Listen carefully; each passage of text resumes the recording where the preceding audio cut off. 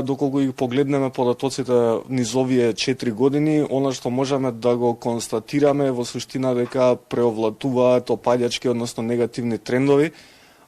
се соочуваме со се поизразени проблеми кои ги гледаме низ годините, се соочуваме со стагнација на сериозни проблеми кои веќе долго време постојат, како што е високиот процент на одложени рочишта за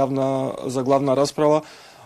Имаме зголемување на формализмот во постапките, што оневозможува соодветна јавност. Во многу случаи јавноста не може соодветно да се запознае со доказниот материјал, рационализирањето и образложението на судовите, јавните обвинители и адвокатите во постапките. И она што најмногу загрижува е што иако се забележува простор за подобрување и унапредување, можеме да кажеме дека станува збор за изолирани случаи, изолирани примери што зависат од поединци